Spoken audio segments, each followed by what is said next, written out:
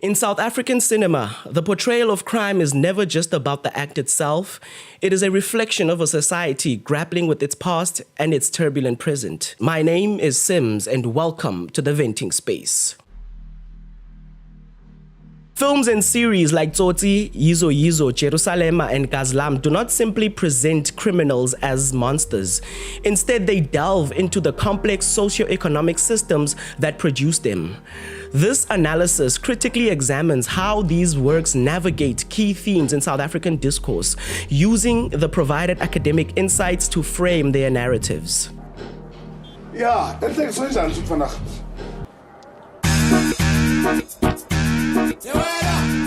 the post-apartheid context is the undeniable foundation for understanding crime in these stories. As Gail Super's research indicates, crime in South Africa is constituted by and constitutive of power relations within society. The legacy of apartheid, characterized by enforced segregation and economic disenfranchisement, created the conditions for the criminal environments depicted. Tsotsi is a profound exploration of this. The film's protagonist is not a born villain, but a product of profound trauma and a dehumanizing township life. His hardened exterior is a direct result of a system that abandoned him.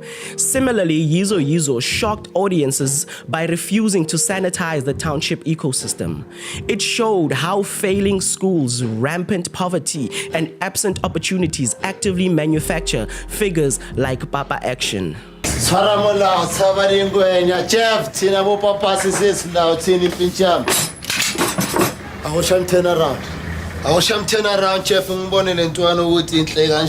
Their criminality is presented not as an innate evil, but as a logical and tragic survival strategy within a broken system.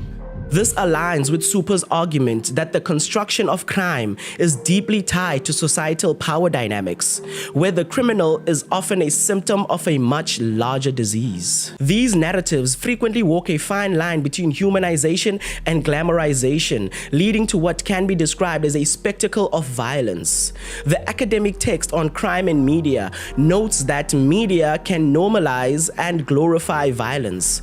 Jerusalema exemplifies this tension. The rise of Lucky Kunene is framed with a certain cinematic coolness. His ambition and cunning are seductive. During community outreach, tenants were incentivized to exercise their democratic rights, to give us their money. In cases where a landlord would defy the will of the people, a chief of conflict resolution was promptly appointed. The film borrows from global gangster tropes, but infuses them with local meaning, presenting building hijackings as a form of entrepreneurial empowerment against economic exclusion. This creates a moral ambiguity where the audience is invited to understand and even root for his quest for dignity. However, the violence is not entirely sanitized. Its consequences are felt, complicating the glamour.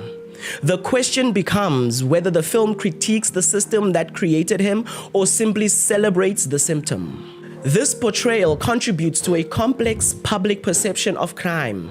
Super's work highlights how crime statistics and their measurement are themselves political acts, shaping public anxiety. The media's focus on violent crimes, as noted in Crime and Media, creates a perception gap where the public's fear far outstrips the statistical reality.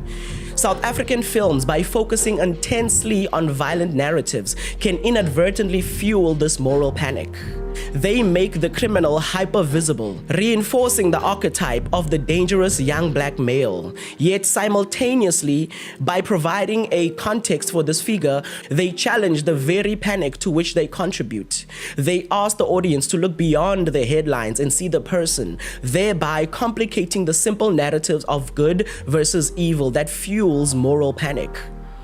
A critical theme intertwined with these representations is masculinity and power. In a society with complex gender dynamics, criminality is often a performance of hypermasculinity.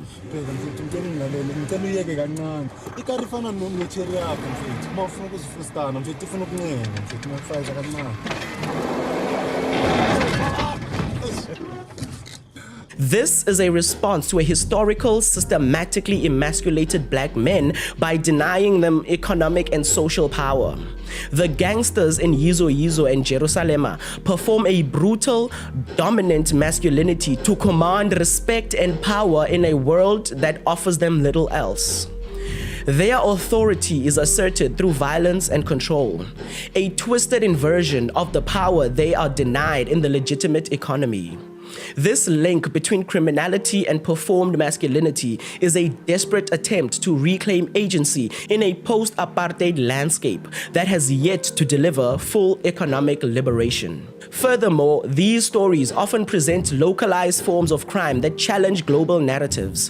While Jerusalema uses the global language of the gangster film, its central crime, which is building hijackings, is uniquely South African.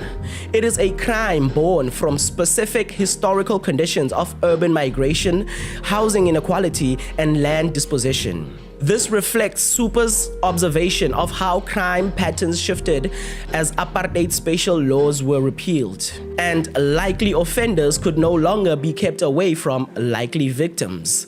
The criminal entrepreneur in these stories is not a mafia don, but a local figure navigating a very specific set of post-apartheid realities. In conclusion, South Africa's films and series offer a nuanced and critical portrait of crime that is deeply engaged with the nation's social fabric. They move beyond simple condemnation to explore the systemic roots of criminal behavior, directly engaging with the post-apartheid context.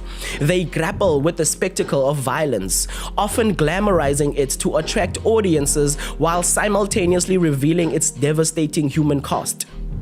These representations both contribute and critique the moral panic surrounding crime. They intricately tie criminality to performances of masculinity in a society seeking new forms of power.